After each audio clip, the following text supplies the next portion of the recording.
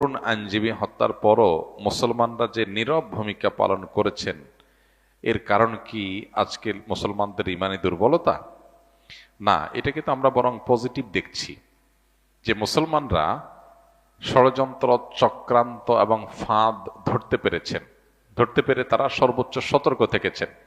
আবারও এদেশের মুসলমানরা সাম্প্রদায়িক সম্প্রীতি বলি, ধর্মীয় উস্কানিমূলক বিষয়ে ফাঁদে পা না দেওয়ার কথা বলি, এ সমস্ত ক্ষেত্রে এদেশে মুসলমানরা আবারও পরীক্ষায় উত্তীর্ণ হয়েছেন। এটা আমাদের জন্য একটা গৌরবের বিষয়।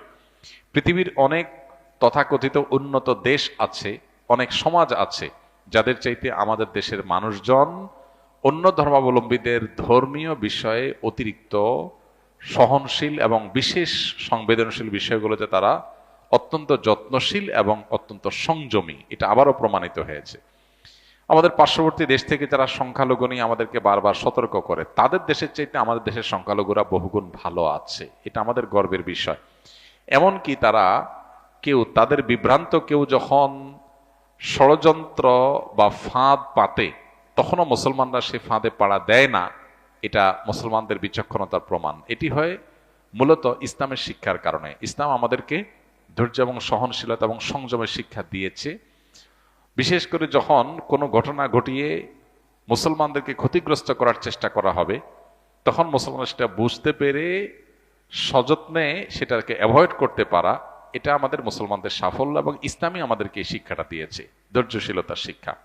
দ্বিতীয়ত, এদেশের ধর্মীয় নেতৃত্ব যে আছেন, ওলামা একরাম, তারা সবসময় সাধারণ মানুষকে সঠিক সিদ্ধান্তটা গ্রহণ করার জন্য সহযোগিতা করেন, গাইড করেন, চেষ্টা করেন যাতে মানুষ বিভ্রান্ত না হন। এই জন্য সঠিক সময়ে সঠিক পরামর্শটা ওলামা একরাম দিয়ে থাকেন, যার ফলশ্রুতিতে এদেশে ইতিহাসে কখনো ধর্মীয় দাঙ্গা বলতে যা বোঝানো হয় সেরকম কোনো কিছুই ঘটে নাই। আমাদের পার্শ্ববর্তী দেশ ভারতে যেরকম সংখ্যালঘু সেখানকার মুসলমানরা ভালো নাই, সেটা প্রতিনিয়ত আমরা জানি। সে কাশ্মীরে কি গুজরাটে, বিভিন্ন জায়গায় যেখানে মুসলমানদেরকে শত শত হাজারো মানুষকে একসাথে জবে করা হয়, সেখানে আমাদের দেশে সংখ্যালঘুদের প্রতি এরকম কোনো হামলা, এরকম বিচ্ছিন্ন কিছু ঘটনা তো সব জায়গায় কম বেশি ঘটে। এর বাইরে এরকম কোনো ঘটনা এখানে ঘটে না। এখানকার যা ঘটে সংখ্যাগুরুদের উপরে, তার বেশিরভাগই রাজনৈতিক উদ্দেশ্যে, রাজনৈতিক কারণে। তো সংখ্যালঘুরা যদি নিজেদেরকে রাজনৈতিক কাজে ব্যবহার করতে না দেন, তাহলে এগুলো বন্ধ হয়ে যাবে ইনশাআল্লাহ। আমরা দোয়া করি আল্লাহ তাআলা আমাদের প্রিয় স্বদেশকে সকল প্রকার ফিতনা এবং শয়তানি চক্রান্ত থেকে আমাদেরকে হেফাজতে রাখুন, এবং এদেশে মানুষের, সব ধরনের মানুষের মধ্যে মিলেমিশে থাকার যে চেষ্টা আছে, সেটা একটা ভালো দিক।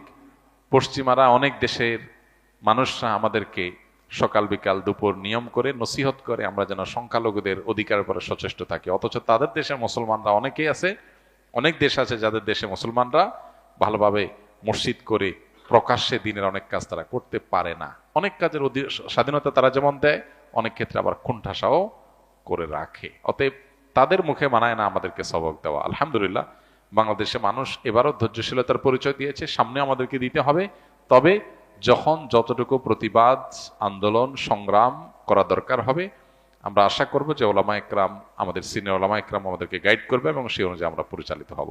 আল্লাহ তাআলা আমাদেরকে সংযমী জীবনযাপন করার তৌফিক দান করুন। যে সময় যে পদক্ষেপ গ্রহণ করলে মুসলমানদের স্বার্থ রক্ষা হবে, আল্লাহ তাআলা সেই সময় সেই পদক্ষেপ গ্রহণ করার তৌফিক আমাদেরকে দান করুন। মানুষ কুকুর পালন করে, কুকুর প্রত্যেক দিন মাংস খায়, কুকুরের পিছনে খরচ হয় মাসে 50,000 টাকা। এটা খুব গর্ব নিয়ে অনেকে বলেন এবং বলেন মানুষকে বিশ্বাস করা যায় না, কিন্তু কুকুরকে বিশ্বাস করা যায়। অথচ ওই বাইরের কাজের লোক, দারোয়ান, ড্রাইভার, তাদের মাসিক বেতন 10 থেকে 15,000 টাকা। তারা মাসে একবারও মাংস খেতে পায় না। এই বিষয়টা উচিত কিনা? দেখুন, পশ্চিমা বিশ্বের মানুষদের দ্বারা প্রভাবিত হয়ে আমরা এমন অনেক কাজ করি যে কাজগুলো অযৌক্তিক এবং একই সাথে ইসলামের দৃষ্টিকোণ থেকে অপরাধ। তন্মধ্যে থেকে এটি একটি বিষয়। কুকুর আল্লাহর সৃষ্টি, তার প্রতি দয়া এবং মায়া দেখানো ভালো কাজ, খারাপ কাজ না। কিন্তু কোন সমাজে মানুষ যখন মানুষের চাইতে কুকুরকে প্রায়োরিটি দেয়, তো সেটা যে মানুষের নৈতিক অধঃপতনের একটা জ্বলন্ত উদাহরণ, সেটি বোঝার জন্য কমন সেন্স থাকাটাই যথেষ্ট। কিন্তু দুর্ভাগ্য আমাদের অনেকের সেই কমন সেন্সটুকুও নাই, আমরা সেটাও হারিয়ে ফেলেছি।